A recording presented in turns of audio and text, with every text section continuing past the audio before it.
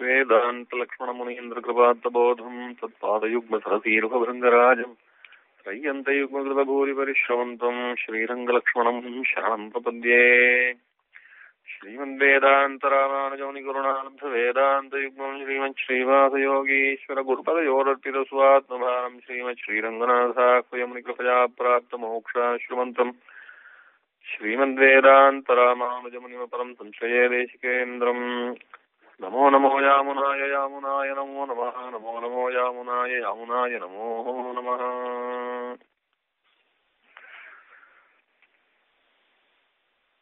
சரணாகதி சம்பிரதாயத்தினுடைய குரு பரம்பரையை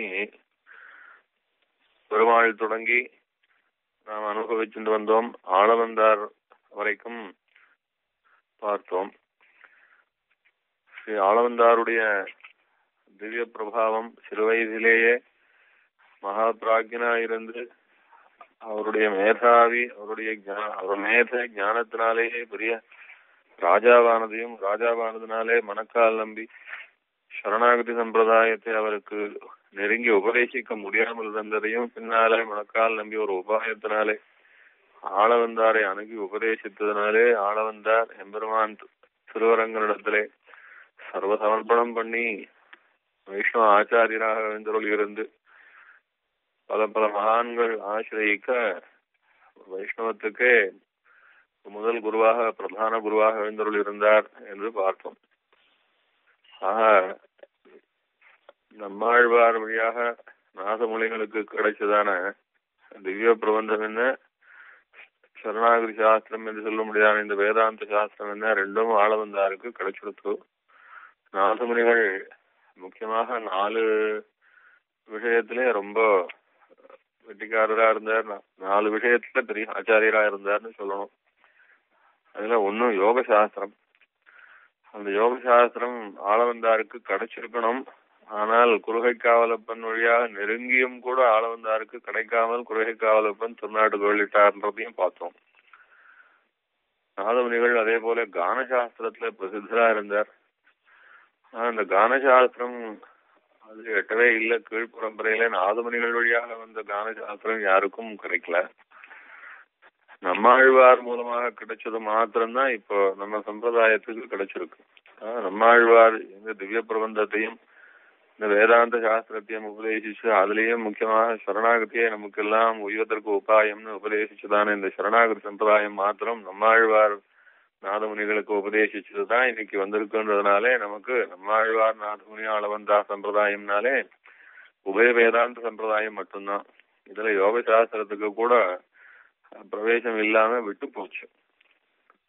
உபய வேதாந்த சம்பிரதாயம் என்பது வேதாந்தம் சம்ஸ்கிருத வேதாந்தமாய் உபனிஷத்துக்கள் என்று சொன்னா அதுக்கு சமானமாக திவ்ய பிரபந்தமும் தமிழே அப்படியே வேதாந்தத்துல எம்பெருமானை என்ன காட்டி எப்படி நாம் எல்லாம் எம்பெருமானை அடைய முடியும்னு சொல்லித்தோ அந்த வழியை காட்டுறதுனாலே இது தமிழ் வேதாந்தமாய் உபனிஷத்துக்கள் எல்லாம் சம்ஸ்கிருத வேதாந்தமாய் இந்த ரெண்டும் சேர்ந்து உபய வேதாந்த சம்பிரதாயமாக நம்மாழ்வார் வழியாக நாதமுனிகள் வழியாக ஆளவந்தார் வரைக்கும் வந்துருச்சு என்பதை பார்த்தோம். அந்த சம்பிரதாயம் தான் இன்னைக்கும் நமக்கு கிடைச்சுட்டு இருக்கு. இந்த உபய வேதாந்த சம்பிரதாயத்துக்கும் சுருக்கமான சாரம் என்னன்னா ஒரு வார்த்தையில சொன்னா இது சரணாகதி சம்பிரதாயம். இந்த சரணாகதி சம்பிரதாயம் அப்படியே ரகசியமாக உபதேச பரம்பரையிலான மாற்றம் இருந்தது.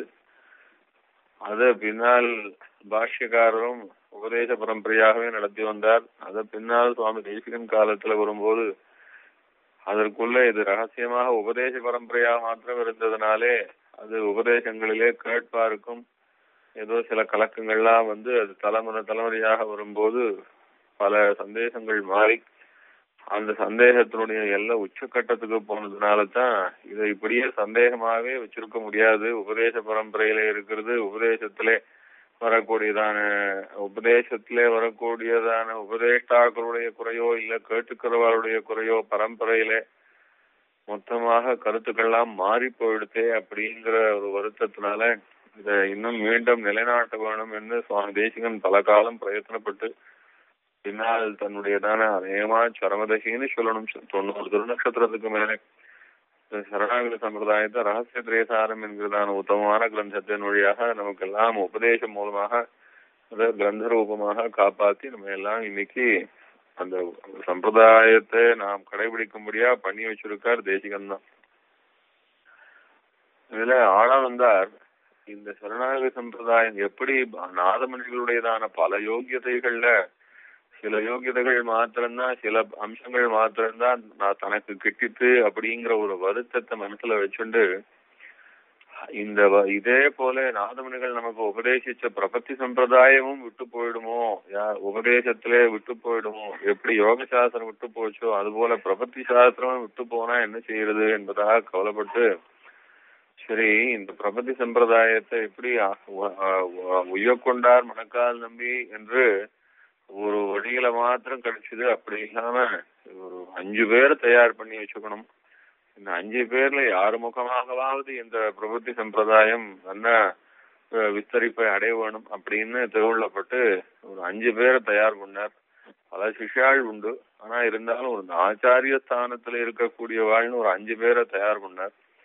அதுல திருமலை நம்பிகள்னு ஒருத்தர், பெரிய நம்பிகள்னு 2வது, 3வதாக திருக்கோட்டியூர் நம்பின்னு கேள்விப்பட்டிருப்பாள் அவர், திருமாலை ஆண்டான்னு ஒருத்தர், 5வதாக திருவரங்க பெருமாள் அரையர்னு, இப்படி ஒரு 5 பேரை இந்த பிரபத்தி சம்பிரதாயத்துக்கு தயார் பண்ணார்.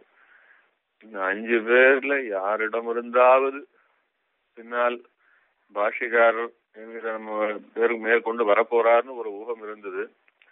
அந்த பாஷிகாரருக்கு 5 பேரு யாராவது இல்ல ஒருத்தரோ 2 பேரோ 5 பேருமோ இந்த பிரபத்தி சம்பிரதாயத்தை சரணாகதி சம்பிரதாயத்தை அவருக்கு உபதேசம் பண்ணணும்னு ஆள வந்தார் நினைச்சார். ஒருத்தர் வழியாக வந்தா தான் விட்டு போறது, இந்த விட்டு போக கூடாது இந்த சம்பிரதாயம்னு அதுக்காக 5 பேரை தயார் பண்ண. அது திருக்குழந்தான் அது சொல்லச்சே ஒரு லௌகிகமான திருஷ்டாந்தத்தினாலே சொல்லுவார். ஒருத்தருக்கு ரொம்ப சொத்து இருந்தது, அவருக்கு எல்லா விதமான சொத்து இருக்கு, மூவபிள் இம்மூவபிள்னு சொல்லுவா, அது மாதிரி எல்லா விதமான சொத்தும் இருந்தது, பயிர் சொத்தும் இருந்தது, மாடு கன்றுகள் காளைகள் அப்படி அந்த விதமான சொத்தும் இருந்தது, பணமாவும் நிறைய வச்சிருந்தார். அப்புறம் நகை நட்டு இது மாதிரியாக நிறைய சொத்து வச்சிருந்தார். அது தவிர வீடுகள் அது மாதிரியாக நிறைய சொத்து வச்சிருந்தார். இவ்வளோ சொத்து வச்சிருந்தவருக்கு வெகு நாட்கள் நல்ல சந்தானம் குழந்தை பிறக்கல. அப்புறம் கடைசி காலத்துலதான் அவருக்கும் ஏதோ ஒரு தெய்வ அதிர்ஷ்டத்தினாலே குழந்தைன்னு பிறந்தான். அந்த பிறந்தான்னு அந்த குழந்தை பிறந்து வளர்றதுக்குள்ள இவருக்கு இவ்வளவு சொத்தை காப்பாத்தின்னு நம்மளால ஜீவிச்சுட்டு இருக்க முடியும்னு தோணல. ஆனா இருந்தாலும் இவ்வளவுத்தையும் விட்டுட்டு போனா யாராவது எடுத்துட்டுருவா, என்ன பண்ணலான்னு யோசிச்சார். சரி இந்த சொத்துக்கள் எல்லாம் பிரிச்சாராம். அதுல தங்கம் நகைகள் இப்படி இருக்கிற சொத்தெல்லாம் ஒருத்தர்கிட்ட கொடுத்து வச்சாராம். மாதிரி என் பையன் பெரியவன் ஆனா கொடுத்துருங்கோ பொறுப்பா அப்படின்னு. அப்புறம் இந்த வீடு சொத்து அதெல்லாம் இன்னொருத்தர்கிட்ட கொடுத்தார். அப்புறம் பேங்க் பேலன்ஸ் அது பணங்கணும் அதெல்லாம் இன்னொருத்தர்கிட்ட கொடுத்து வச்சிருந்தார். அப்புறம் நிலம் நீச்சுகள் இதெல்லாம் ஒருத்தர்கிட்ட கொடுத்தார். அப்புறம் இன்னும் மாடு கன்றுகள் அப்படி பண்ண அதெல்லாம் இருந்தது, அதெல்லாம் ஒருத்தர்கிட்ட கொடுத்தார். இப்படி ஒரு 5-6 பேர்கிட்ட சொத்தை மொத்தம் பிரிச்சு கொடுத்து வச்சிருந்தாராம். எதனாலன்னா ஒருத்தன்கிட்ட கொடுத்தா அவன் ஒருவேளை ஏமாத்திட்டாலும் கொடுக்காம போயிடும், வேற ஏதான காரணத்தினால கொடுக்க முடியாம போயிடுச்சுன்னா பிள்ளைக்கு வரவே வராம போயிடுவேன், பிள்ளைக்கு வராம போயிடும். ஒரு 5 பேர் 6 பேர் கிட்ட வச்சு கொடுத்திருந்தா சொத்து ஏராளமா இருக்கிறதுனால எந்த ஒரு சொத்தாவது பிள்ளைக்கு கிடைச்சாலுமே அதையே வச்சுட்டு அவன் ஜீவித்த காலத்திலே நல்ல பணக்காரனா இருக்க முடியும் அப்படின்னு எப்படி ஒரு பெரிய செல்வந்தரானவன் தன்னுடைய பரம்பரைக்கு சொத்து கொடுக்க வேண்டிய சமயத்துல அது கொடுக்க முடியாம போச்சுன்னா ஒரு 5-6 ஏஜென்ட்டுகள் கிட்ட பிரிச்சு கொடுத்து நீங்க கொடுங்க அப்படின்னு சொல்லி வச்சிருந்தாரோ, அப்படி இந்த பிரபத்தி சம்பிரதாயத்தையே ஆள வந்தார் ஒரு 5 பேர் கிட்ட பிரிச்சு கொடுத்திருந்தார் அவர். அது 5 பேர்கிட்ட கொடுத்தது பெரிய நம்பிகள், திருமலை நம்பிகள், திருமாலை ஆண்டான், ஆளவந்தார் ஆழ்வார், திருக்கோட்டியூர் நம்பி என்று இந்த 5 பேர்கிட்ட கொடுத்து வச்சிருந்தார். அது 5 பேர்கிட்ட கொடுக்கச்சே அவர் கொடுத்து வச்சிருந்த விதமும் மணக்கால் நம்பிகள் கிட்ட கேட்டிருந்ததையே 5 விதமா பிரிச்சு கொடுத்தார். அதுல துவயம் என்கிறதான மந்திரத்தினாலே கிடைக்கக்கூடியதான அர்த்தங்கள் அதனுடைய விவரம் என்பதாக சொல்லக்கூடிய சரணாகதி சம்பிரதாய சாரத்துல பெரிய நம்பிகள் கிட்ட கொடுத்து வந்தார். திருவட்டாட்சரம் சரமஸ்லோகம் இது வழியாக கிடைக்கிற இந்த சத்விஷயமான சரணாகதி சம்பிரதாயத்தை திருக்கோட்டியூர் நம்பிக்கை விசேஷமா உபதேசம் பண்ணியிருந்தார்.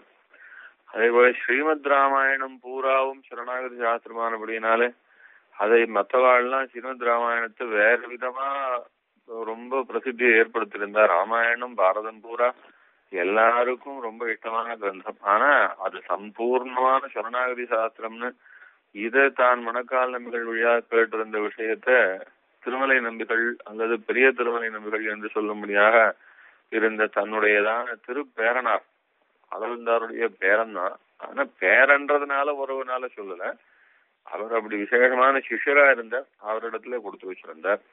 திருவாய்மொழி பூராவும் சரணமாகும் தனதால் அடைந்தார்க்கெல்லாம் மரணமானால் வைகுந்தம் கொடுக்கும் பிரான் என்று சரணமாகும் தனதால் அடைந்தார்க்கெல்லாம் சரணமாகும் பெருமாள் சரண், பெருமாளே சரண் அபேட்சிச்சவாளுக்கு சரணமாக இருந்து அவர்களுக்கு எப்பொழுது இந்த சரீரத்தினுடைய தியாகம் ஏற்படுறதோ மரணம் ஆனால் வைகுந்தம் கொடுக்கின்றான் என்று நம்மாழ்வார் இந்த சரணாகதி சாஸ்திரத்தையே திருவுள்ளமாக கொண்டு அருளை செய்ததான திருவாய்மொழி பூர்த்தியாகவும் சரணாகதி சாரம்தான் என்று அத திருமாலை ஆண்டான் கிட்ட கொடுத்து வச்சிருந்தார்.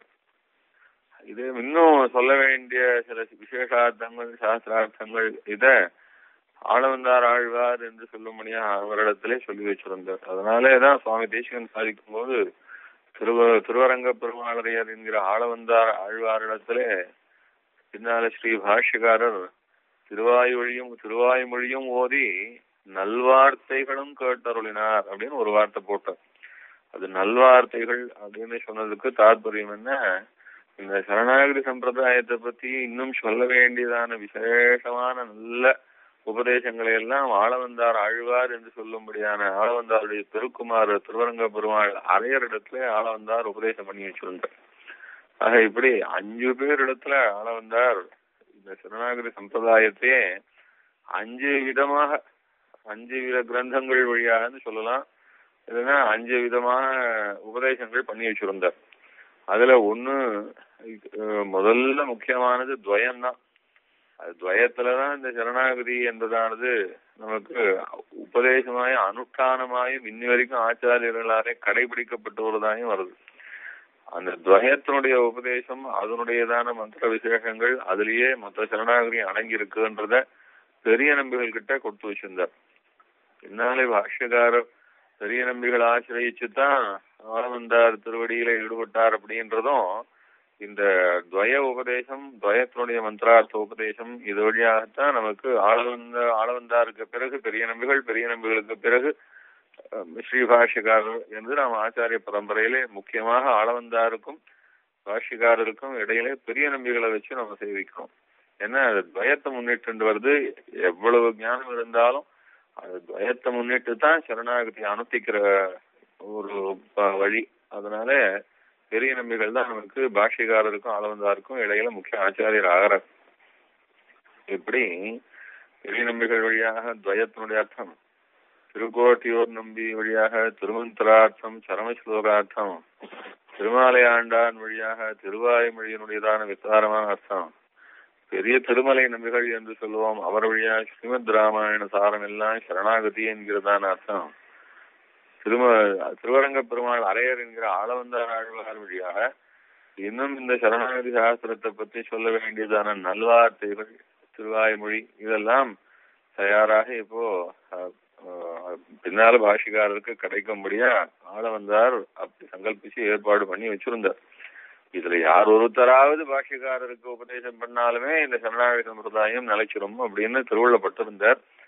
ஆனா நம்ம சம்பிரதாயத்துல பின்னால நமக்கெல்லாம் ஒன்றும் நட்டமே வராதபடிக்கு ஒரு பெரிய அனுகிரகமாக பாஷ்யக்காரர் ரொம்பவும் சிரமப்பட்டு ஆளவந்தார் எப்படி குருகைக்காவத்தினிடத்திலே யோகத்தை இழந்துட்டாரோ அந்த மாதிரி இழக்காம பாஷ்யக்காரர் 5 பேரிடத்திலையும் தனித்தனியாக பரிசிரமப்பட்டு மிகவும் அந்த சிஷ்யத்துவம் என்கிறதா அந்த சிஷ்ய குண பூர்த்தியோட ஆச்சாரியால் 5 பேரிடத்திலையும் அனுவர்த்திச்சு இந்த 5 விஷயத்தையும் அவகிட்ட வாங்கிட்டார். அதனாலதான் இன்னைக்கு சரணாகதி சம்பிரதாயம் இப்படி நாம இப்ப சொன்ன இந்த 5 விஷயத்தினாலையும் குறையாம நமக்கு கிடைச்சிருக்கு. இது வாழ்விகார் அரும்பாடு பட்டார் இருக்கு. அது அரும்பாடுபட்டார்ன்றதுக்கு எல்லாருக்கும் தெரியும். திருவட்டாட்சரத்திலே சரணாகதி சம்பிரதாயம் என்னவா சொல்லியிருக்கு, எப்படி சொல்லியிருக்குன்றத கேட்கறதுக்கு 18 முறை திருக்கோட்டியூருக்கு நடையா நடந்து அவர்கிட்ட வாங்கினார் அப்படின்றதும் எல்லாருக்கும் லோக பிரசித்தியான விஷயம் அது. அதே போல ஆளவந்தார் ஆழ்வார்னு சொல்லக்கூடிய திருவரங்க பெருமாள் அரையர்கிட்ட 6 மாசம் பாஷ்யக்காரர் தொடர்ந்து அனவரதம் அவாத்திலேயே போயிருந்து, இவர் சன்னியாசி, அவர் கிரகஸ்தர். பாஷ்யக்கார் சன்னியாசியா இருந்தார். திருவரங்க பெருமாள் அரையர்னு ஆழ்வார், ஆளவந்தார் ஆழ்வார், அவர் கிரகஸ்தர். கிரகஸ்தருடைய வீட்டுல போய் இருந்து அவருக்கு 6 மாசம் தொடர்ந்து கைங்கரியம் பண்ணி அவரை குளிர வச்சு அவரிடமிருந்து அரும்பாடுபட்டு அவர் ஆளவந்தார் அருளை செய்ததான சூக்ஷ்மார்த்தங்கள் நல்வார்த்தைகள்னு சொல்றது. அந்த நல்வார்த்தைகளை எல்லாம் அவரிடம் கேட்டார். பெரிய நம்பிகளை ஆசிரியக்கிறதுக்கு ஆளவ சுவாமி பாஷ்யக்காரர் பிரயத்தனப்பட்டாலும் பெரிய நம்பிகள் ரொம்ப கிருப்பையாக பாஷ்யக்கார் எவ்வளவு சிரமப்பட்டாரோ அதை விட தான் சிரமப்பட்டு வந்து பெரிய நம்பிகள் பாஷ்யக்காருக்கு உபதேசம் பண்ணார். அந்த அம்சம் ரொம்ப விசேஷம். திருமாலையாண்டாரிடத்துல பாஷ்யக்காரர் திருவாய்மொழி பூராவும் வியாக்கியானம் கேட்டார். அதே போல ஸ்ரீமத் ராமாயணம் அது மொத்தம் சரணாகதி சாரம்தான் அப்படின்றத கேட்கறதுக்கு பாஷ்யக்காரர் ஸ்ரீரங்கத்திலிருந்து திருமலை யாத்திரைக்கு போய் திருமலையில ஏறி வசிப்பதற்கு பாஷ்யக்காருக்கு திருவுள்ளம் இல்ல. என்ன திருமலையில ஏறி வசிச்சால்னு சொன்னாலே அது சில மனுஷாளுடைய தோஷங்கள் எல்லாம் அங்க செய்ய வேண்டி இருக்கும். என்ன செய்ய வேண்டியதுதான் இருக்கும். நேச்சர்ஸ் கால்லாம் கூட இருக்கு. இந்த தப்பு கூட திருமலைக்கு நம்மாலே வரக்கூடாதுன்னு திருமலை அடிவாரத்திலேயே எழுதியிருந்து திருமலை நம்பிகளோ பெருமாளுக்கு அந்தரங்க கைங்கரியம் பண்ணிக்கொண்டு ஆளவந்தார் காலத்திலிருந்தே திருவேங்கடமுடியானுக்கு பக்கத்திலேயே இருந்து கைங்கரியம் பண்ணிட்டு இருந்தார். இப்போ அவரோ திருமலையில இருக்கார், இவர் திருமலை அடிவாரத்துக்கு போய் சேர்ந்தாச்சு. இவ 2 பேரும் சந்திச்சுக்கணும்னு சொன்னா இவரோ மலை ஏறி போய் ஸ்ரீமத் ராமாயணம் பூர்த்தியாக கேட்கிற அளவுக்கு 1 வருஷமாவது ஆகும். 1 வருஷம் மலையில இருக்கிறதுக்கு இவருக்கு இஷ்டம் இல்லை. 3 நாள் தான் பாஷ்யக்காரர் திருமலையில் வெளியிருந்தார். 3 நாள் தான் திருமலையில் வெளியிருந்தார். அந்த 3 நாளும் உபவாசத்தோடு இருந்தார். ஜலோபதிரவங்கள் மலோபதிரவங்கள்லாம் இல்லாம தன்னுடைய சரீரத்தை அப்படி காயக்லேசம் பண்ணிட்டு அந்த காயக்லேசத்தோடயே திருமலையில திருவேங்கடவனை பெருமாளை சேவிச்சுட்டு அப்போ பெரிய காரியங்கள்லாம் பண்ணார். இன்னைக்கு நமக்கு திருமலையில பெருமாள் ஸ்ரீ வைஷ்ணவ மூர்த்தியாக நமக்கு கிடைச்சிருக்கிறதே, இன்னைக்கு வைஷ்ணவாளுடைய பிரதான கோவிலா இருக்கிறதே அன்னைக்கு பாஷ்யக்காரர் எம்பெருமானுக்கு சங்கும் சக்கரமும் அவருக்கு சாத்தினதுனால்தான். அப்போ ஒரு பெரிய கலகம் வந்துடுத்து. இந்த மூர்த்தி பெருமாள் கிடையாது அப்படின்னு சொன்னா அதுக்கு பாஷ்யக்காரர் எவ்வளவு வாதம் பண்ணி பார்த்தார். பெருமாள் கிடையாதுன்னு திடீர்னு சொல்றங்களே, ஆயிரக்கணக்கான வருஷமா இங்க விஷ்ணுமூர்த்தி தானே ஆராசனம் பண்ணிட்டு இருக்கான்னு. இல்ல பெருமாளுக்கு சங்கு சக்கரம் இல்லையேன்னா, சங்கு சக்கரம் இல்லைன்னா பெருமாள் கிடையாதுன்னு ரங்கநாதனுக்கு இன்னி வரைக்கும் கூட தான் சங்கு சக்கரம் கிடையாது. மூலவர் ரங்கநாதன் 2 கையோடு தானே இருக்கார். 2 கையோடு இருக்கிறதோ 4 கையோடு இருக்கிறதோ அந்தந்த மூர்த்திகளுக்கு விசேஷமே ஒழிய சங்கு சக்கரம் இருக்காரு இல்லன்றதெல்லாம் ஒரு அம்சம் ஆகாதுன்னு எவ்வளவு சொல்லி பார்த்தால் கேட்கல. அதனால சரி அப்ப மூர்த்தி தானா விஷ்ணுமூர்த்தி தானான்னு சொல்றதுக்காக சங்கு சக்கரத்தையும் வச்சா, அதே மாதிரி அவளுடைய உடுக்க சோளத்தெல்லாம் வச்சா இந்த மூர்த்தி எதை எடுத்துக்கிறதோ அந்த மூர்த்தி ஆகட்டும்னு பாஷ்யக்காரர் அப்படி அவளோட பேசிட்டார். பெருமாள் பாஷ்யக்காரர் சமர்ப்பிச்சதான சங்கு சக்கரத்தை தான் சீகரிச்சுட்டார். அதுக்கப்புறம் அதிலிருந்து நிர்விவாதமா பெருமாள் இப்படியே வைஷ்ணவாளுக்கே பிரதானமான எம்பெருமான லோக பிரசித்தியோட அன்னைக்கு ஸ்திரப்படுத்தி கொடுத்த பாஷ்யக்கார். அதுக்காகத்தான் மலைக்கு எழுதினார் பாஷ்யக்காரர். ஆனா அப்படி 3 நாள் அங்க எழுதி இருந்தாலும் ராமாயணம் பூரா வாசிக்கணும், சரணாகதி சாஸ்திரம் ராமாயணத்துல இருக்குன்னு ஆளவந்தார் உபதேசம் ரீதியாக கேட்டுக்கணும்னா 1 வருஷம் எப்படி மலையில இருக்கிறது? இவர் கீழே இருந்தார், திருமலை நம்பிகள் மலை மேல இருந்தார். திருமலை நம்பிகள் மலை மேலே இருந்து 3/4 வழி இறங்கி வருவார். பாஷ்யக்காரர் கீழே இருந்து ஏறி போவார். இவ 2 பேரும் சந்திச்சுப்பா, ராமாயணம் உபதேசம் நடக்கும், திருப்பி இறங்கி வந்துருவார், அவர் ஏறி போயிடுவார். இதே போல தினம் சிரமப்பட்டு மலையேறி போய் ஸ்ரீமத் ராமாயணம் கேட்டு அப்படியே அதுல ஸ்ரீமத் ராமாயணத்துல சரணாகதி சாஸ்திரம் எப்படி சொல்லியிருக்கு அப்படிங்கறத கேட்டுண்டார். அப்படின்னு எதுக்காகன்னா ஆளவந்தார் சிரமப்பட்டும் யோக சம்பிரதாயத்தை இழந்துட்டா மாதிரி அப்படித்தானே இழக்க கூடாதுன்னு இந்த சரணாகதி சம்பிரதாயத்தை சம்பூர்ணமாக ஆளவந்தார் உபதேசிச்சதான ஒவ்வொரு அம்சத்தையும் விடவே கூடாது. அப்படின்னு பாஷ்யக்காரர் அன்னைக்கு அவ்வளவு சிரமப்பட்டுதான் மொத்தத்தையும் திரட்டி கொடுத்துருக்காரு. அதனாலதான் இன்னைக்கு எல்லாமே நமக்கு கொஞ்சம் குறையாம கிடைச்சிருக்கு. அது சுவாமி தேசிகன் பின்னால ரொம்ப நன்னா காப்பாத்தி கொடுத்து இன்னைக்கு நமக்கு ஒன்னும் குறையாம இருக்கு. இதுல ஒரு மாதிரிக்கு சொல்றேன், துவயத்துல எப்படி சரணாகதி சம்பிரதாயம் இருக்கு அப்படிங்கறத போன்ல சொல்ல முடியாது. அதே மாதிரி திருவட்டாட்சரத்திலயோ சரம ஸ்லோகத்திலயோ எப்படி சரணாகதி சம்பிரதாயம் இருக்குன்றதையும் சொல்ல முடியாது. திருவாய்மொழியிலே மொத்தம் சரணாகதி சம்பிரதாயம் தான் அப்படின்னு அதை சுருக்கமா சொல்லலாம். அது சொல்லக்கூடிய அம்சம் தான் அது. அது ஆழ்வார் ஆரம்பம் தொட்டே துயரது சுடரடி தொழுதொழு என்னானே என்று சொல்லி தன்னுடையதான மனசை குறித்து எம்பெருமானுடைய திருவடியிலே சர்வதேச சர்வகால சர்வ அவஸ்தோஜித சர்வவித கைங்கரியங்களையும் பண்ணி உஜ்ஜீவிக்க பாராய் என்று தம்முடைய திருவுள்ளத்தை குறித்து அருளி செய்கிறார் என்று பிள்ளான் அங்கே வியாக்கியானம் பண்ணியிருக்கார். அந்த சரணாகதியையே தான் பண்ண வேணும்னு மேல மேல ஆழ்வார் பாதிச்சுண்டு திருவேங்கடமுடையானுடைய திருவடியிலே அகலையில்லேன் இறைவன் அலர்வேல் உன்னை மாறுவா நிகரில் புகழாய் உலகமுன்னுடையாய் என்னை ஆழ்வானே நிகரில் அமரரும் உனிக்கணங்கள் விரும்பும் திருவேங்கடத்தானே புகழ் ஒன்னில்லா அடியேன் உன் அடிக்கீழ் அமர்ந்து புகுந்தேனே என்பதா அந்த பிரபத்தி அனுஷ்டிச்சு காட்டினார். 6ஆம் பத்து பூராவும் எம்பெருமான் திருவேங்கடவன் அவன் பிரபதன சுலபன். யார் பிரபத்தி கொண்டாலும் அந்த பிரபத்தியை ஏற்றுக்க கூடியதான சௌலபியத்தோட விளங்குகிறவன் திருவேங்கடவன் என்கிறதான அர்த்தம் தான் அந்த 6ஆம் பத்து பூராவும் பிரகாசிக்கிறது. அந்த பிரபத்தி சம்பிரதாயத்தினுடைய முன்னும் பின்னும் சொல்ல வேண்டிய அம்சங்களை சொல்லி மேற்கொண்டு உங்க 9ஆம் பத்துல சொல்லச்சு சரணமாகும் தனதாக அடைந்தார்க்கெல்லாம் மரணமானால் வைகுந்தம் கொடுக்கும்பினான் என்று அத்தையும் சொல்லி பின்னாடி ஆழ்வார் இந்த சரணாகதி சம்பிரதாயத்திலே சொல்ல வேண்டியதான பகவத் தத்துவம் என்ன, நம்ம ஜீவ தத்துவம் என்ன, இந்த பிராப்தி விரோதியா இருக்கக்கூடியதான நம்முடைய பாப்பங்கள் என்ன, அதை தீர்த்து வைக்கிறதுக்கு இருக்கிற உபாயமான சரணாகதி என்ன, இதனாலே கிடைக்கக்கூடிய பெரும் பேரான பரமபதத்திலே பெருவாழ்வு என்ன என்பதையெல்லாம் அங்கே அருளி செய்தார் என்பதனாலே திருவாய்மொழி மொத்தமும் சரணாகதி சாஸ்திரம் தான். அதுல யாருக்கும் சந்தேகம் கிடையாது. ஆனா ஸ்ரீமத் ராமாயணம் பூராவும் அதே போல சரணாகதி சாஸ்திரம் தான் அப்படின்றதுக்கு ஸ்ரீமத் ராமாயணத்தை வியாக்கியானம் பண்ணவா பல பேர் பெரிய மகான்கள்லாம் நிறைய வியாக்கியானம் பண்ணியிருக்கா ஸ்ரீமத் ராமாயணத்துக்கு. அது சம்பூர்ணமாக சரணாகதி சாஸ்திரம் தான் அப்படின்னு காட்டுவதற்குன்னு ஒருத்தருக்கும் அந்த சூக்ஷ்மமான வியாக்கியானம் பண்ணல. அது பண்ண தெரியலையா, பண்ணல. அதே ஸ்ரீ ஆளவந்தார் திருமலை நம்பிகளுக்கு உபதேசிச்சு வச்சிருந்தார்.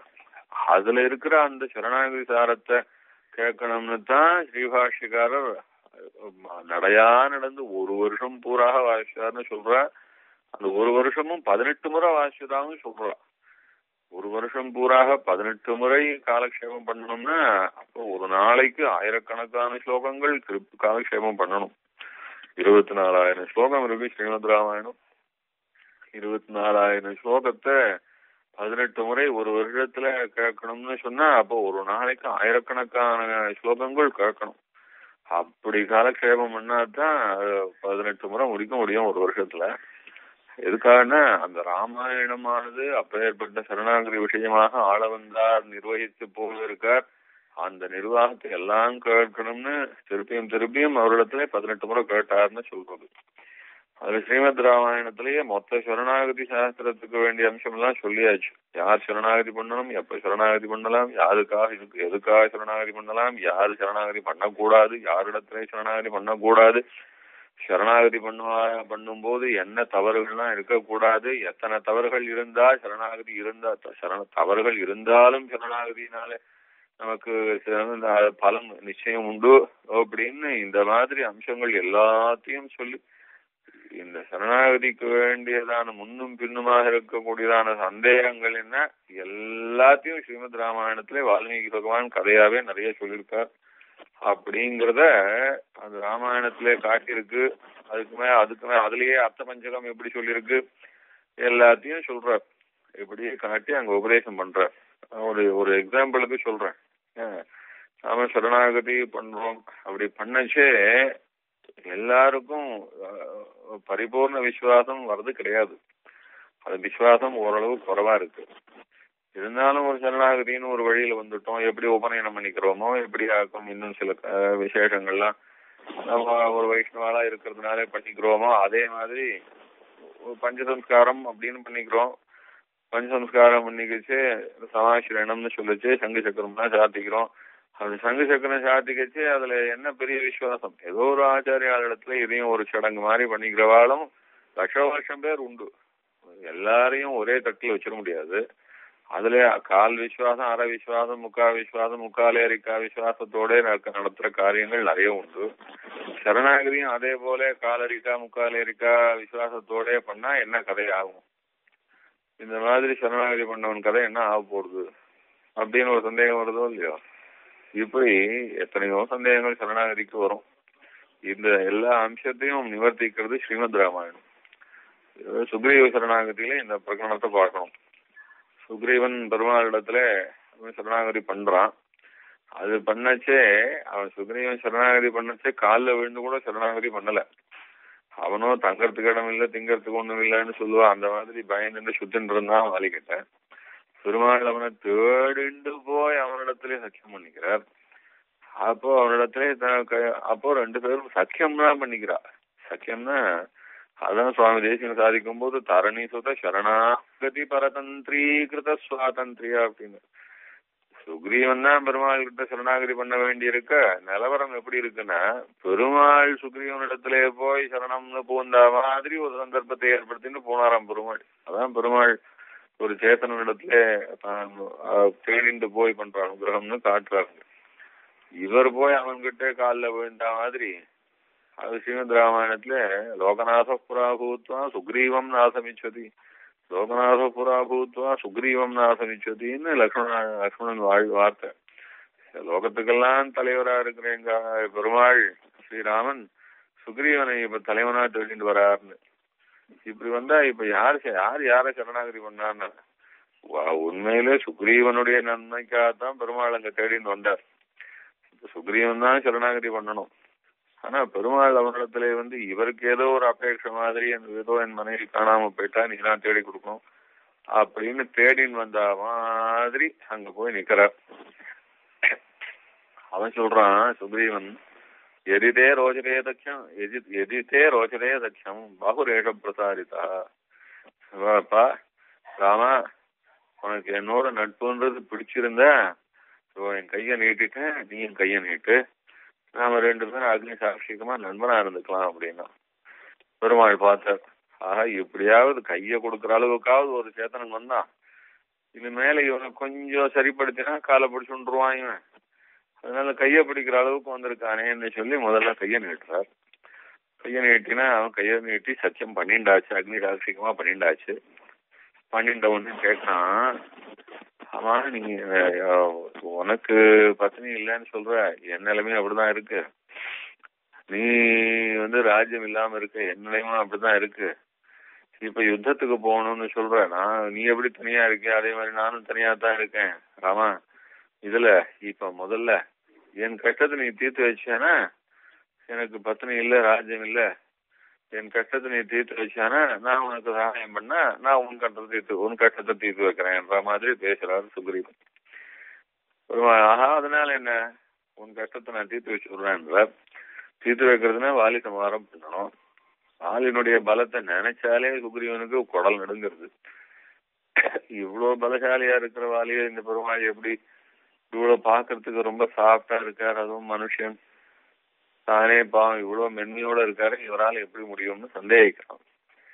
அப்பதான் வாலி இந்த மாதிரி இந்த சால விருட்சங்கள் எல்லாம் இப்படி அசோகோனாக்கும், அது பேர் அந்த துந்துபின்னு இருக்கானே, அந்த துந்துபி வாலி சம்மாரம் பண்ணி போட்டதான் அந்த எருமகடாதான் இப்படி பர்வத்தம் மாதிரி கிடக்கிறான் பாரு அப்படின்னார்.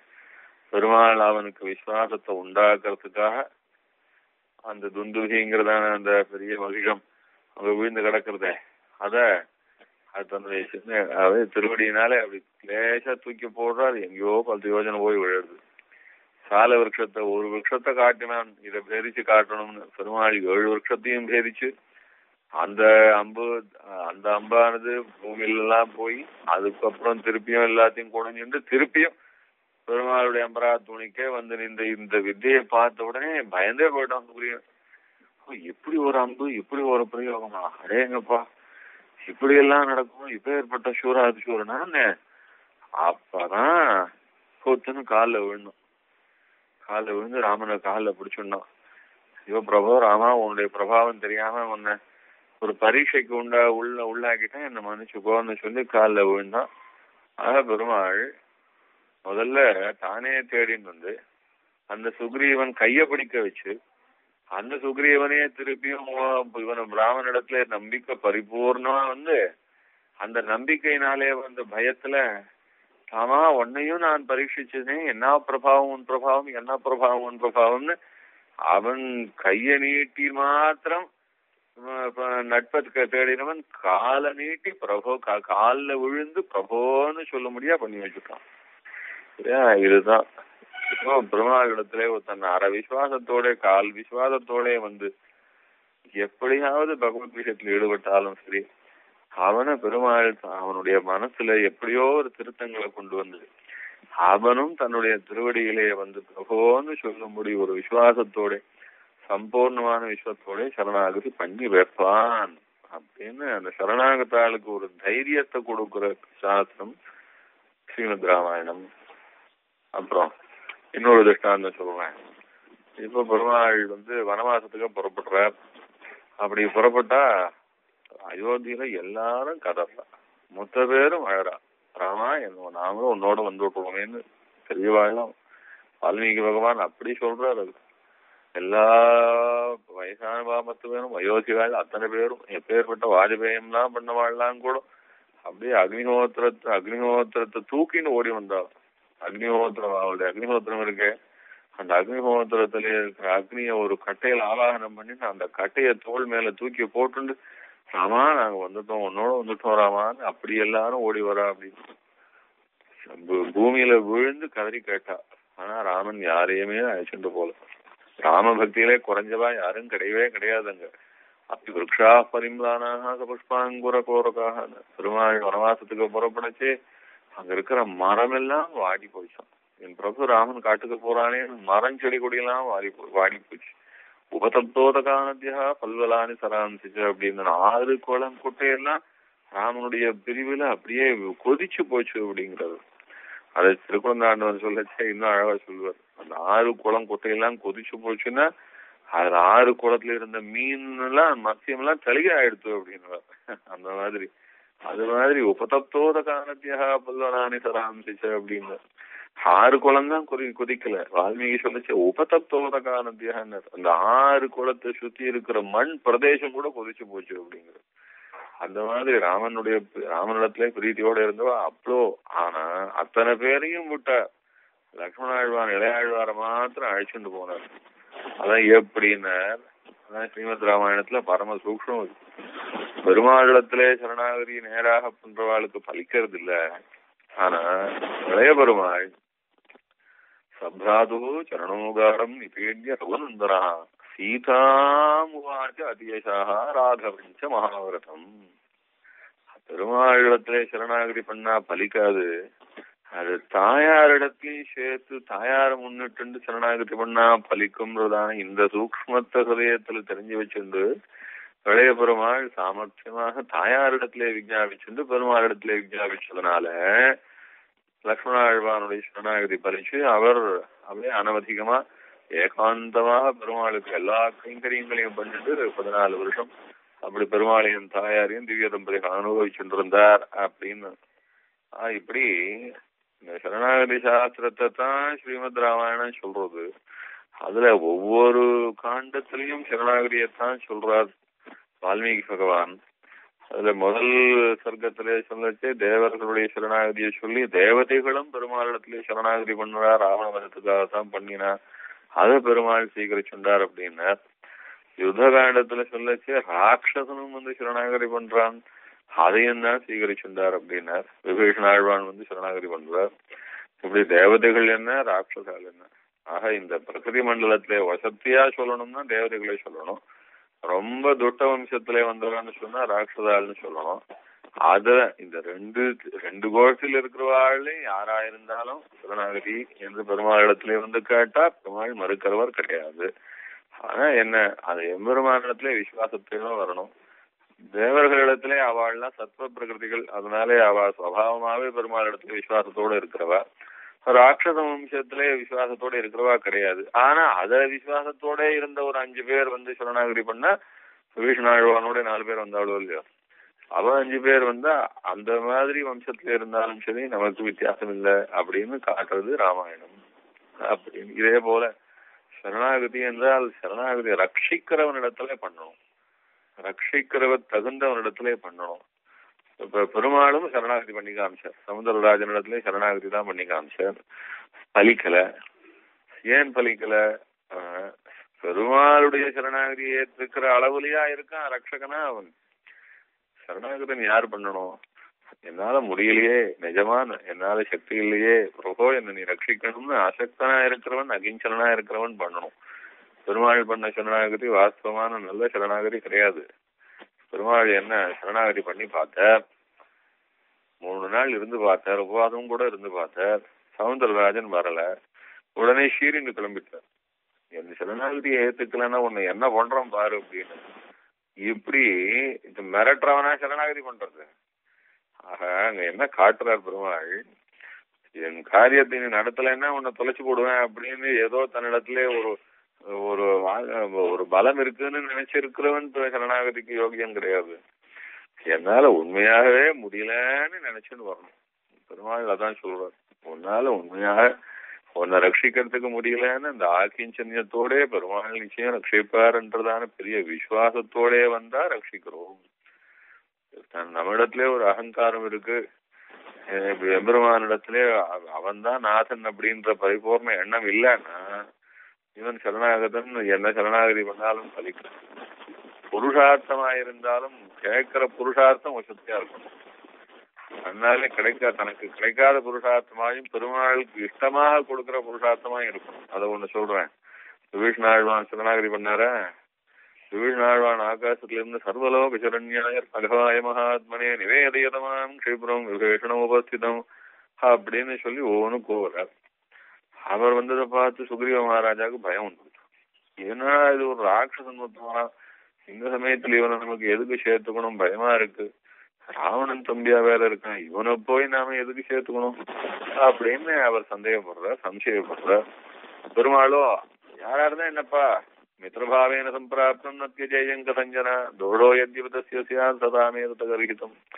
இருக்கட்டுமே, அவன் ஆயிடுச்சுன்னு சரணம்னு வரானோ இல்லையோ சேர்த்துண்டு வரலாமேங்கிறார். சுக்ரீவன் தடுக்கிறார், கூடாது அப்படிங்கிறார். இப்படி பார்த்தார் சுக்ரீவன். உடனே அவன் சரணாகதி பண்ணிட்டான்றதுனாலே பெருமாள் ஒத்துக்கிறார். இப்ப நாம இன்னொரு சரணாகதி பண்ணலாம். என்னன்னா சுக்ரீவனை விபீஷணாழ்வானை சேர்த்துக்க கூடாதுன்னு நாம சரணாகதி பண்ணலாம்னு சொல்லிட்டு இவர் விழுந்து சரணாகதி பண்றான்.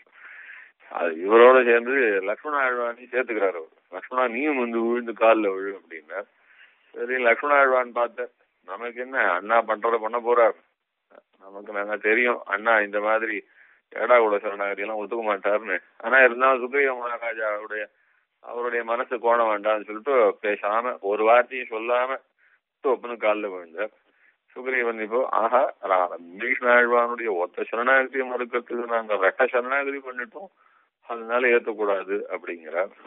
அது பெருமாள் சுக்ரீவனுடைய சரணாகதியை ஏத்துக்கல, அங்க விபீஷணன் சரணாகதி தான் ஏத்துக்கிறார். ஏன்னா சரணாகதி என்கிறதானது இவருக்கு உண்மையாக தேவையான விஷயத்துக்குத்தான், தேவையான பலனுக்கு சரணாகதி பண்ணணும்.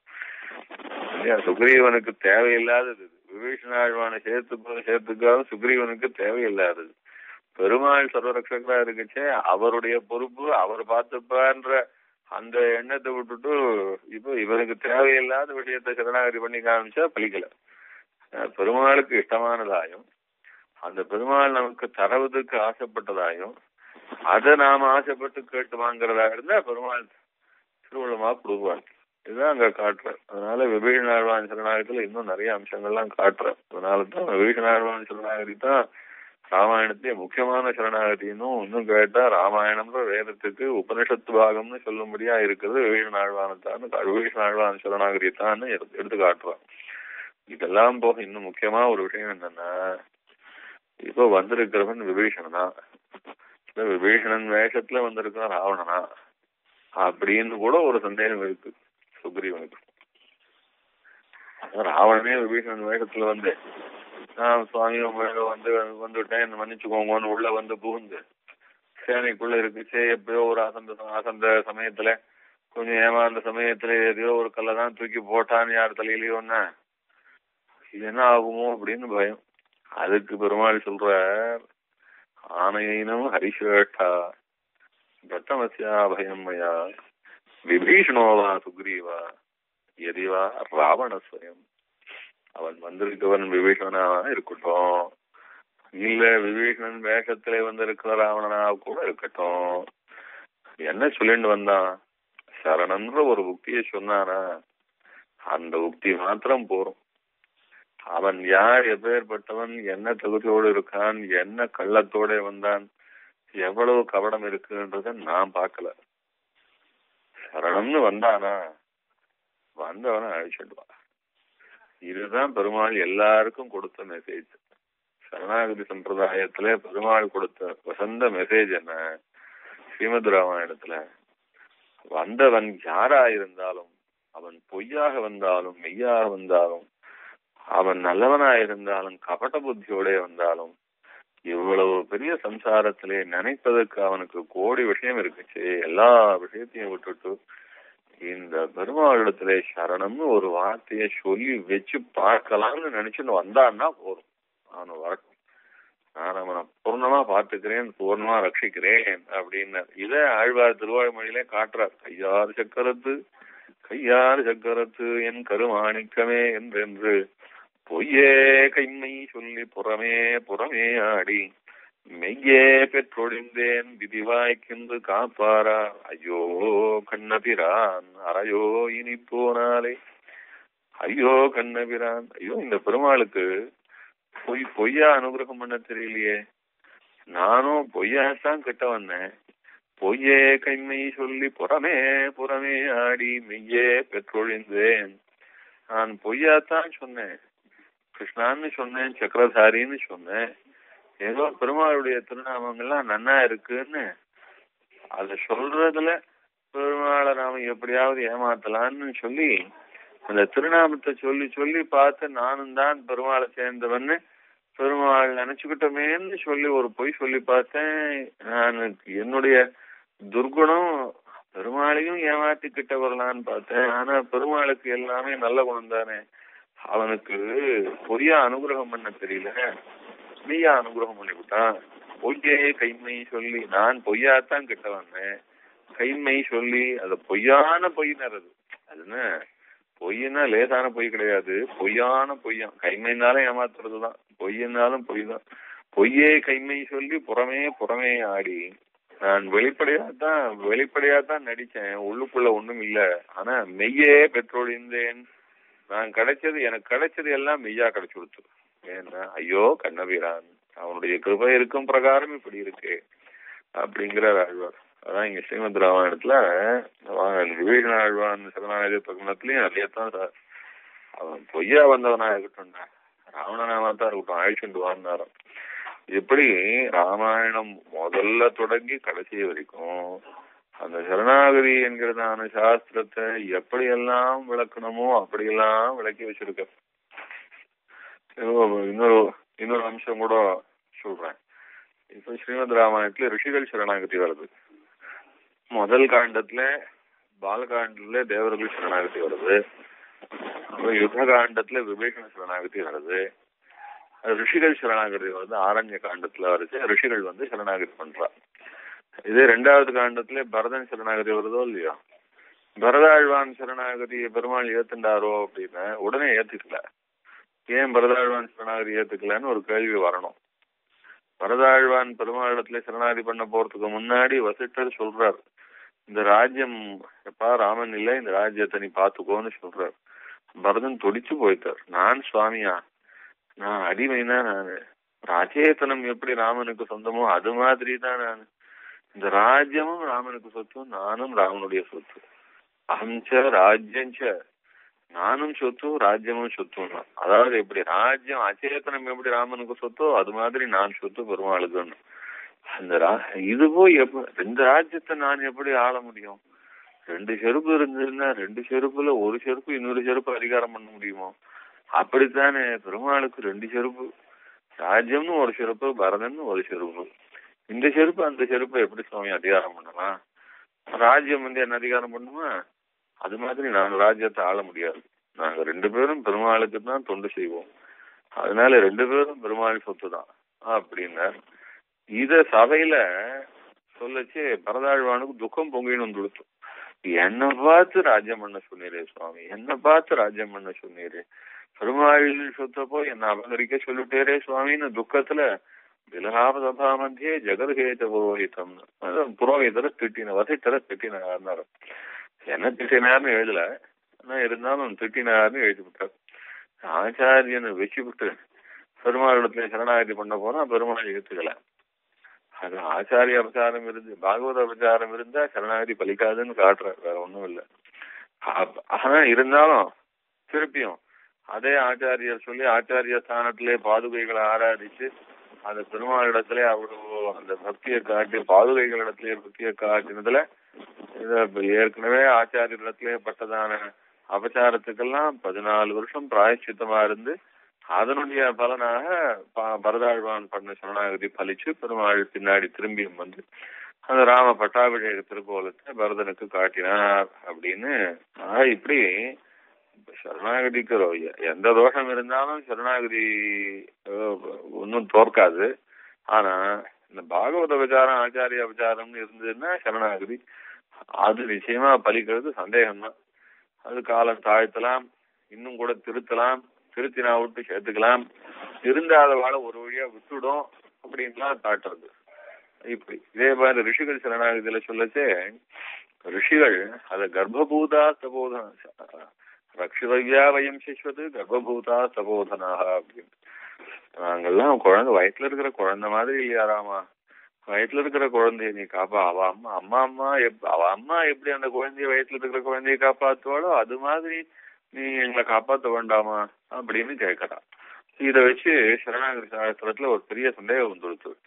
வயிற்றுல இருக்கிற குழந்தைய காப்பாத்துறது அம்மாவனுடைய பொறுப்பு போல, அதே மாதிரிதான் எல்லா சேத்தனர்களையும் காப்பாத்துறது பெருமாளுடைய பொறுப்புன்றதுனால பெருமாள் தாயா எப்படி அம்மா வயிற்றுல இருக்கிற குழந்தைய தானே காப்பாத்திப்பாளோ அதே மாதிரி தான் சரணாகதன்னு யாரா இருந்தாலும் அந்த சரணாகதன் இப்படிதான எண்ணம் தான் வேணுமே ஒழிய அதுக்கு மேல ஒரு எண்ணம் வேண்டாம். அது எப்படி இப்ப அப்பா குழந்தைய காப்பாத்துச்சே, அப்பா குழந்தைய பள்ளிக்கூடம் படிக்க வச்சுச்சே, அந்த குழந்தை என்ன 3 வயசுல 5 வயசுல அப்பா என்ன ஸ்கூல் சேர்த்து விடுன்னு கேட்காதான் சேர்த்து விடுறாளான்னா அந்த சரணாகதியெல்லாம் அதனால கேட்கறது கிடையாது, பண்றது கிடையாது, அனுஷ்டிக்கிறதுலாம் ஒண்ணும் கிடையாது. எப்படியாக்கும் கர்ப்பபூதா தபோதனாகான்னு சொல்லி நான் வயத்துல இருக்கிற குழந்தை இல்லையா ராமா நாங்கள்லான்னு சொன்னாலே அதே போலத்தான் வயத்துல இருக்கிற குழந்தைய காப்பாத்துறது அம்மா பொறுப்பு போல ஒரு சேத்தனனை காப்பாத்துறது பெருமாள் பொறுப்பான அப்படின்னாலே பெருமாள் இந்த குழந்தைய காப்பாத்துவான்னு நினைச்சுக்கிறது மாத்திரம்தான் சரணாகதியை ஒழிய சரணாகதின்னு ஒரு அனுஷ்டானம் கிடையாது. நம்மாழ்வார் மாதிரி சரணாகதி பண்ணணும்னு அதெல்லாம் அவசியம் இல்லை. இதெல்லாம் பண்ணலாம், பண்ணாம போனா பரவாயில்ல அப்படின்னு எல்லாம் அர்த்தம் சொல்ல ஆரம்பிச்சா. அதுக்கு இந்த இடத்துல இது என்ன அர்த்தம் என்னன்னா சூக்ஷம், இது சரணாகதியினுடைய சூக்ஷம் என்ன, எப்படி இந்த குழந்தையே இப்போ இந்த எக்ஸாம்பிள் சொன்னோம் இல்லையா, ஒருத்தரோட கேட்டார் இது மாதிரி ஒருத்தர் பிரச்சாரம் பண்றாரு, அவர் பண்ற பிரச்சாரத்துக்கு எப்படி பதில் சொல்றது, அப்பா குழந்தைய அவரே தானே ஸ்கூல்ல கொண்டு போய் கேட்கிறார், குழந்தைய போய் தானே ஸ்கூல்ல கொண்டு போய் சேர்த்து விடுன்னு சொல்லுமா அப்படின்னு. இதுல குழந்தைய ஸ்கூல்ல சேர்க்கறதுன்றது அப்பா பிரயத்தனப்பட்டாலும் இந்த குழந்தை ஸ்கூலுக்கு போற குழந்தையா இருக்கணுமோ இல்லையோ. கூட்டு வாடா குழந்தை ஸ்கூலுக்கு போறேன் அப்படின்னு சொன்னா ஸ்கூலுக்கு போகாம இப்படி எகிரி குச்சிட்டு ஸ்கூல்ல இருந்து எகிரி குச்சி தோட்டத்து வழியா ஓடி போய் மாங்க அடிச்சுன்னு உட்காந்துருந்தா என்ன பண்றது? நம்ம பிரயத்தனம்னு ஒண்ணு உண்டோ இல்லையோ. நம்ம பிரயத்தனம் இல்லைன்னா எதுவுமே கிடையாது. அம்மா குழந்தைக்கு பால் ஊட்டுறா அப்படின்னா பால் ஊட்டுற வரைக்கும் எடுத்து வச்சு மார்புல சேர்த்துன்னு அணைச்சு எவ்வளவு பண்ணாலும் குழந்தை தான் வாய கூட்டி கொடுக்கற பாலை வயத்துக்கு வாங்கிட்டா தானே. அம்மா பால் கொடுக்குறா அப்படின்னு சொன்னா அம்மா வாய் வரைக்கும் தானே பால் கொடுப்பா, வயத்து வரைக்கும் யார் போட்டுக்கிறது?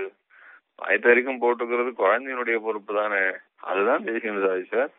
அதனால அம்மா கொடுக்குற பாலை குழந்தை தான் வாய கூட்டி தான் வயத்துக்குள்ள சேர்த்துக்கிற மாதிரி தான் நம்மளாலே செய்ய வேண்டியது சிறு காரியம்.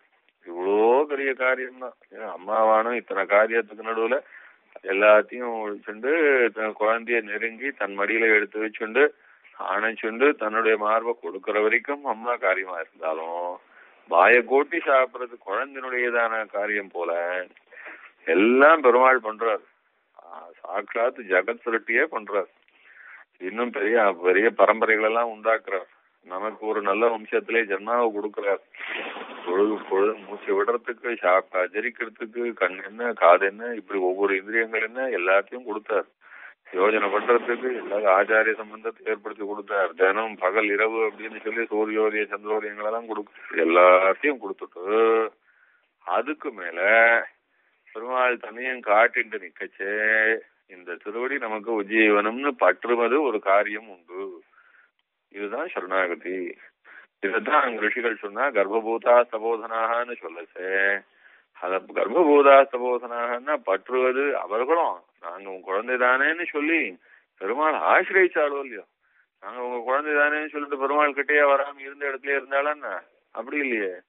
உங்க வயிற்றுல இருக்கிற குழந்தை போல இல்லையான்னு சொன்னதுக்கு காரணம் உன்னை தவிர என்னை யார் ரட்சிப்பான்னு சொல்லி வேறொரு ரட்சகன் இல்ல அப்படின்றது விஞ்ஞாபிக்கிறது தானே ஒழிய அந்த இடத்துல கர்ப்பபூதா சகோசனாகனு நாங்கெல்லாம் வயத்துல இருக்கிற குழந்தை தானே நீ ரட்சிக்க வேண்டியது தானேன்னு பெருமாள் இடத்துல மரியாதை இல்லாம கேட்கல. அந்த வார்த்தை நீதானே ரட்சிக்கணும்னு விசுவாசத்தோட நீதான் ரட்சகன்றத தெரிவிக்கிறாங்க. அப்படி தெரிவிக்கிறதுன்னு ஒரு காரியம் உண்டோ இல்லையோங்க. அது ரட்சிக்க வேணும்னு அபேட்சையை தானே தெரிவிக்கிறா. அதுதான் சரணாகதி. எம்பெருமானே நீ ரட்சிக்க வேணும்னு கேட்கறது தானே சரணாகதி. இப்படி ஆளவந்தார் ஸ்ரீமத் ராமாயணம் மொத்தமும் சரணாகதனுக்கு வேண்டியதான சரணாகதி சாஸ்திரத்துக்கு வேண்டியதான பூர்வாபர சோத்தியங்கள் குச்சோத்தியங்கள் அதாவது என்ன கேள்வி பதில்கள் எல்லாம் இருக்கு எல்லாத்தையும் நிசம்சயமா காட்டுவது சரணாகதி சாஸ்திரமான ஸ்ரீமத் ராமாயணம் என்று அத திருமலை நம்பிகள் வழியாக பாஷ்யக்காரருக்கு அதை உபதேசம் பண்ண. நான் இப்ப அடியான்னு சொன்னது ரொம்ப குறைவு. அதுல 18 அம்சங்கள் விசேஷமா உபதேசம் பண்ணாருன்றது பெரியவாளுடைய நிர்வாகம். அது அந்த 18 அம்சத்திலையும் இந்த சரணாகதி என்கிறதான இந்த அம்சத்தை பத்தி உபதேசம் பண்ணது என்ன அப்படிங்கறத மாத்திரம் ஏதோ கொஞ்சம் ஸ்ரீமத் ராமாயணம் மகா சமுத்திரம். அது மொத்தத்தையும் சொல்லி காட்ட முடியாது. அதுவும் குறிப்பிட்ட நேரத்துல குறைவான நேரத்துல சொல்லி காட்ட முடியாது. ஏதோ முடிஞ்ச வரைக்கும் ஓரளவு சுருக்கமா சொன்னேன். இதே போல ஆரம்பம் முதல் கொண்டு கடைசி வரைக்கும் ராமாயணத்துல சரணாகதியினுடையதான எல்லா சந்தேகங்களையும் தீர்த்து வைத்து அது சரணாகத்தினுடைய மகிமை என்னன்னு காட்டுறது அப்படின்னு. இதே போலத்தான் துவயம் சரம ஸ்லோகத்தெல்லாம் இருக்கு. அதெல்லாம் சொல்ல முடியாது. காலக்ஷேபங்கள்ல மாத்திரம்தான் ஆச்சாரியாள் சொல்லுவா. அதை தேசியம் சாதிக்கும் போது அசக்கர்ணமாக வெளியிட வேண்டும்னு சாதிச்சிருக்க. இது 6ஆம் காதுக்கு கேட்க கூடாதுப்பா அப்படின்னு சாதிச்சிருக்க. இத அதனாலதான் காலக்ஷேபங்கள் ரகசிய சாரம் முதலான வசந்த கந்த கிரந்தங்களை காலக்ஷேபம்னா அது நேரடியா ஆச்சாரியத்துல குருமுகமாக பெற வேணும். இத மறைஞ்சிருந்து கேட்கறது, இல்ல செவத்தோரம் கேட்கறது, இல்ல புஸ்தகத்தை பார்த்து தானே தெரிஞ்சுக்கிறது, இந்த மாதிரியான தப்பெல்லாம் பண்ணக்கூடாதுன்னு ஸ்ரீமந்த் ரகசிய திரைசாரத்திலேயே சாய்கிரே சுவாமி சிவரோரம் கேட்டாதல், ஒளிந்திருந்து கேட்டாதல், எழுபாட்டாதல் இதெல்லாம் பண்ணக்கூடாது.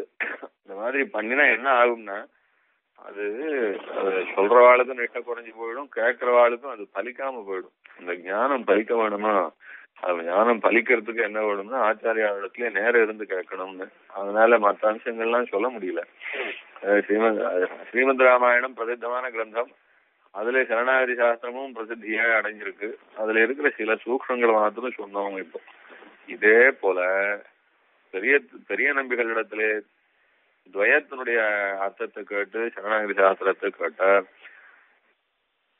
திருமலை நம்பிகளிடத்துல இப்போது சொன்ன இப்படியான ஸ்ரீமத் ராமாயணத்தினுடைய சாரத்தை சரணாகதி சாஸ்திரமா கேட்டார் பாஷ்யக்காரன்.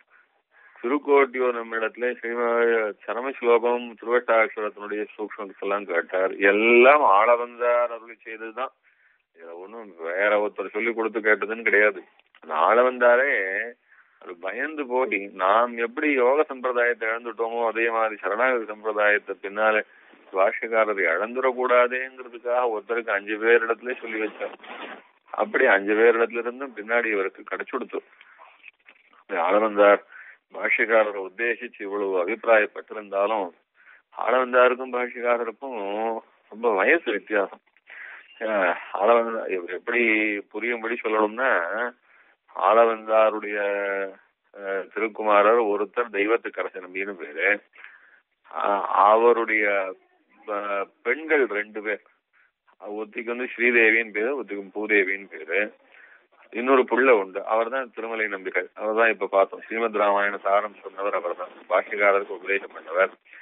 இந்த திருமலை நம்பிகளுடைய சிஸ்டர்ஸ் தானே ஸ்ரீதேவி பூதேவி அப்படிங்கிறவா. அதுல அந்த பூதேவி அப்படிங்கிற அந்த அந்த பேத்தி இருக்கா, ஆளவந்தாருடைய பேத்தி, அவளை பின்னால ஸ்ரீபெரும்புதூர்ல ஆசூரி வம்சத்தை சேர்ந்த கேசவ சோமயாஜி என்கிறவருக்கு திருக்கல்யாணம் பண்ணி வச்சார். அந்த கேசவ சோமயாஜிங்கிறவர், கேசவன் திருநாமம், சோமயாஜினா சோமயாகம் பண்ணவர்னு. அது மாதிரி ரொம்ப நெட்டையோட பெரிய ஆச்சார சீலரா இருந்து வேத வேதாந்தங்கள் எல்லாம் தெரிஞ்சவரா இருந்தார். அவருக்கு பொண்ணு கொடுத்தா. அந்த சோமயாஜிக்கும் அந்த கேசவ சோமயாஜிக்கும் இப்ப சொன்ன பூதேவி அப்படிங்கிற இந்த தம்பதிகளுக்கு திருவவதாரம் பண்ணவர் தான் ஸ்ரீபாஷ்யகாரர். ஆக ஆளவந்தாருடைய பேத்தி வயை கொள்ளு பேரனாரார் இப்ப ஸ்ரீபாஷ்யகாரர். ஆனா எப்படியும் 100 வருஷத்துக்கு மேல வித்தியாசம் இருக்கு இல்லையா, அதனால அந்த வயசு ரொம்ப வித்தியாசம் இருந்தாலும் ஆளவந்தார் 140 வருஷங்கள் இருந்தாரு. அதனால ஆளவந்தார் ஒரு தன்னுடைய கடைசி காலத்துல பாஷ்யக்காரரை கட்டாட்சிக்கும்படியா இருந்தது. இப்படியாக்கும் ஒரு பாஷ்யக்காரர் நம்மளுடையதான அந்த வம்சத்துல பேத்திக்கு பிள்ளையா பிறந்திருக்கார். அவர் ரொம்ப மகாமேதாவியா இருக்கார். சேவிச்சாலே அவர் திருவேணியே அபூர்வமான ஒரு ஆகர்ஷகமான ஒரு தெய்வீகமான திருவேணி. நீங்களாம் சேவிச்சிருப்பாள், ஸ்ரீபெரும்புதூர்ல பாஷ்யக்காரர் சேவிச்சிருப்பாள். ஸ்ரீபெரும்புதூர் பாஷ்யக்காரருடையதான திருமேனிய மாத்திரம் ஏகாந்தத்துல சேவிச்சோமானா அந்த திருமேனியினுடைய காம்பீரியம் இருக்க, அந்த திருமேனியில் இருக்கிறதா ஒரு டிவினிட்டின்னு சொல்லுவோம் இல்லையா, அந்த ஒரு தெய்வீகத்தன்மையும் அந்த திருமேனி இருக்கிறதான காம்பீரியமும் நிச்சயமாக எந்த அர்ச்சாமூர்த்திக்கும் கிடையவே கிடையாது. இது நிச்சயமான வார்த்தை. இது நீங்க ஏற்கனவே சேவிச்சிருப்பாள் இல்ல, இந்த இப்ப அது சொன்ன வார்த்தையை வச்சுண்டு பாஷ்யக்காரர் ஸ்ரீபெரும்புதூர்ல அவருடைய சன்னதியில அப்படியே அந்த தீப ஜுவாலையில மாத்திரம், அந்த பிரகாசத்துல மாத்திரம் அவருடைய திருமேனியை சேவிச்சு பாருங்க, அப்ப தெரியும். அவ்வளவு ஒரு காம்பீரமான திருமேனி, அவ்வளவு ஒரு ஆகர்ஷகமான திருமேனி, அப்பேற்பட்ட ஒரு தெய்வ சாநித்தியமான திருமேனி அது. இந்த திருமேனி அந்த பாஷ்யக்காரர் போல இருக்கு அப்படின்னு சொல்லி அந்த காலத்திலேயே பாஷ்யக்காரர் போல இருக்குன்னு சொல்லுவா. அதுதான் சொல்லுவா, அவரு தான் உகந்த திருமேனி எல்லாம் கூட கொண்டாடுவா. அந்த பாஷ்யக்காரருடைய திருமேனி அவ்வளவு ஒரு தேஜோமயமான ஆகர்ஷகமாக ஒரு கம்பீரம் அதிகம்பீரமான திருமேனி இது. அது ஒரு சின்ன வயசுல இருக்குச்சேவே ஆளவந்தார் அவரை பார்த்துட்டு பிரமிச்சு போய், இவன் தான் இந்த ஆமுதல்வன் இவன் இந்த தேர்த்தின்னு நம்மாழ்வார் சொன்ன மாதிரி ஆமுதல்வன் அப்படின்னு அனுகிரகம் பண்ணாருன்னு சொல்றார். நம்மாழ்வார் திருவாக்கு அது திருவாய்மொழியில வரும். ஆமுதல்வன் இவன் என்று தத்தேர்த்தி என் ஆமுதல் வந்து புகுந்து நல்லின் கவி தூமுதல் பக்தருக்கு தான் தன்னை சொன்ன வாயுமுதலப்பனை என்று மறப்பனோன்னு. இத்தனை சேத்தன வர்க்கங்கள் இருக்குச்சே இந்த எம்பெருமானுக்கு என்னிடத்துல என்ன பரமகிருப்ப வச்சார் நம்மாழ்வார் சாய்க்கிறார். என்னிடத்துல என்ன பரம கிருப வச்சார், இந்த பிரபத்தி சம்பிரதாயத்தை உபதேசம் பண்றதுக்கு, இந்த திருவாய்மொழியை இப்படியாக்கும் கானம் பண்றதுக்கு இவனாகட்டும்னு சொல்லி என்ன போய் அனுகிரகம் பண்ணி என்ன முதல்வன் ஆக்கினானேன்னு நம்மாழ்வார் அவ்வளவு ஈடுபட்டு சொல்றார். முதல்வன் இவன் என்று தத்தேற்றி என் முதல் வந்து புகுந்த நல்லின் கவி தூமுதல் பத்தற்கு தான் தன்னை சொன்ன வாய் முதல் அப்பனை என்று மறப்பனோ அப்படின்னு. அதே பாசுரத்தை திருவள்ளம் பத்தி ஆளவந்தார் பின்னாடி பாஷ்யக்காரரை கட்டாட்சிக்க வேணும்னே ஸ்ரீரங்கத்திலிருந்து தானே புறப்பட்டு வந்து காஞ்சிபுரத்துக்கு பாஷ்யக்காரர் கட்டாட்சிக்கணும்னு கோவில்ல காத்துட்டு இருந்தார். அப்படி பாஷ்யக்காரர் அப்ப யாதவ பிரகாசரோட வாசிஷ்யரோட சேர்ந்து அந்த பக்கமா போறார். அப்போ கரியமாணிக்க வரதன் சன்னதியிலே பாக்குறாரு ஆளவந்தார். பார்த்துட்டு குழந்தைய பார்த்து இவ்வளவு வசதியா இருக்கான், என்னமா இருக்கான் குழந்தை, பார்த்தாலே அப்படியே ஜெகதாச்சாரியனா இருப்பானே. சரி, இப்ப அத்வைத வாசிச்சுட்டு இருக்கான், இப்ப நாம போய் பேச்சு கொடுத்தா இது தப்பா போயிடும். ஆனா இருந்தாலும் இந்த குழந்தை இப்படியே போயிடக்கூடாதுன்னு நேர ஆளவந்தார் சிவபெருமாள் வரதன் சன்னதிக்கு போய் வரதனிடத்துல கதிரண்டு சரணாகதி பண்றார். ஆச்சரியமான ஸ்லோகம் தெரியுமா அது? பிரசாத கலையா பதிர சுணோதி பங்கு பிரதாதிஜவேன ச பக்தி மூகः அந்த பிரபஷ்யதி சுதம் லபதே ஜவந்தியா தம் தேவமேவ வரதம் சரணங்கதோஸ்மி. அப்பா வரத பிரபு, உன்னுடைய கதைகள் நிறைய கேள்விப்பட்டிருக்கேன். உன்னுடைய கதைகள்ல இங்க சொல்றா, காஞ்சிபுரத்துல குருடன் கூட உன்னுடைய அனுகிரகத்தாலே பார்த்திருக்கானா, செவிடன் கூட காது கேட்டு நன்னா பிரமாதமா அவனுக்கு திருப்பியும் காது வந்துடுத்துங்கிறா, நொண்டி கூட உன்னுடைய அனுகிரகத்தினாலே கால் முளைச்சு ஓடினாங்கிறா. இப்படி எல்லாம் நிறைய கதைகள்லாம் உன்னை பத்தி சொல்றா. குழந்தையே பிறக்காத மலடியா போய் கழுவியா போனவங்க கூட உன்னை வந்து சேவிச்சு குழந்தை பெற்றான்னு எல்லாம் காஞ்சிபுரத்துல கதைகள்லாம் சொல்றாப்பா. எனக்கு ஒண்ணுதான் வேணும், உன்னால முடியாது ஒண்ணும் இல்லை. இந்த குழந்தை இந்த பையன் இருக்கானே ராமானுஷன், அவன் அத்வைதம் வாசிச்சுட்டு இருக்கான். அவன் மீண்டும் திரும்பி வந்து இங்க நம்ம வைஷ்ணவ ஆச்சாரியனா ஜெகதாச்சாரியனா வர வேண்டியது உன் பொறுப்புப்பான்னு சொல்லி ஆள வந்தார் பெருமாளிடத்துல. அவ்வளவு கண்ணீரோட சரணாகதி பண்ணார்னு சொல்றா. அந்த சரணாகதியினுடைய பலன்தான் நமக்கு பின்னாலே எம்பெருமானார் நமக்கு கிடைச்சார் அப்படின்னு சொல்லுவா. ஆக எப்படி நாதமுனிகள் வந்து ஆள வந்தார் குழந்தை இவன் நன்னா வரணும், பெரிய ஆச்சாரியனா வரணும், விட்டு போக கூடாதுன்னு அவர் எப்படி அனுகிரகிச்சு கட்டாட்சிச்சு தன்னுடைய வயசான காலத்துல ஆள வந்தாரு. அவருடைய கட்டாட்சம் அந்த பலம் தான் பின்னாடி ஆள வந்தார் நமக்கு இப்படி கிடைச்சாரோ அதே போலதான் அவருடைய கடைசி காலத்துல இந்த குழந்தைய கட்டாட்சிச்சு நிச்சயமா வசத்தையா இருக்கான், தேஜோமயமா இருக்கான் குழந்தை, இவன் ஆச்சாரியனா வருவான், ஜெகதாச்சாரியனா வருவான்னு நம்பி அவரிடத்திலே தன்னுடைய அனுகிரகத்தை அனுகிரகிச்சுட்டு பெருமாளிடத்திலேயே சரணாகதி பண்ணி தேவபெருமாளுடைய திருவடிவாரத்திலே சரணாகதி பண்ணி இந்த பாஷிகாரரை திருப்பியும் இப்படி நம்ம வைஷ்ணவ சித்தாந்தத்துக்கு வரும்படியா பண்ணி வச்சவர் ஸ்ரீ ஆளவந்தார் தான். இந்த ஆளவந்தாருடைய திவ்ய பிரபாவத்தை இப்போ இதோட ஆளவந்தாருடைய பிரபாவம்னு சொல்ல ஆரம்பிச்சு, ஆளவந்தார் எந்த சரணாகதியை பரப்பணும்னு நினைச்சாரோ அதை ஸ்ரீமத் ராமாயணம் வழியாக திருமலை நபிகள் பாஷிகாருக்கு உபதேசம் பண்ணார் அப்படின்ற அந்த ஒரு சாஸ்திரார்த்தத்தை மட்டும்தான் இன்னைக்கு சொன்னேன். அதுவே இப்போ டைம் ஆயிடுத்து, அதனால இன்னைக்கு இதோட முடிச்சுக்கணும். திருப்பியும் அடுத்த வாரம் ஆளவந்தாரிடத்துல பாஷிகாரர் ஈடுபட்ட அந்த அம்சத்தை மாத்திரம் சொல்லி ஆளவந்தாருடைய சரித்திரத்தை முடிச்சுண்டு அதுக்கு அவருடைய இந்த குரு பரம்பரை பிரபாவத்துல ஆளவந்தாருடைய ஸ்தானம், அந்த ஸ்தானத்துக்கு பின்னாடி பாஷிகாரர் தான் அவ்வளவு பெரிய ஆச்சாரியனா எழுதினார். இந்த அம்சங்களை அடுத்த வாரத்துல இருந்து ஆரம்பிச்சு சொல்லணும். இந்த வாரம் இதோட இப்போ முடிச்சுக்கிறேன். கவிதார்க்கிக சிம்மாய கல்யாண குணசாலினே ஸ்ரீமதே வெங்கடேஷாய வேதாந்த குரவே நமஹ.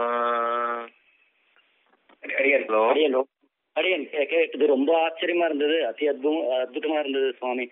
சுவாமியோட அனுகிரகம் ஆச்சாரியனோட அனுகிரகத்தினால இன்னும் நன்னா வாரம் புரிஞ்சுட்டு வருது. நன்னா சுவாமி சாதிக்கிறதுலாம் இப்பதான் இந்த மந்த புத்திக்கு நல்லா புரிய ஆரம்பிச்சிருக்கு. அது இல்லாத இன்னைக்கு விஜயதசமியா இருக்கு, ராமாயணத்தை பத்தி தொட்டது ரொம்ப ரொம்ப சந்தோஷம், ரொம்ப பாக்கியம், அஹோ பாக்கியம் சுவாமி. சரி சரி ஆட்டோம் அப்புறம் கான்டாக்ட் பண்ணலாம். சரி நெக்ஸ்ட் வீக்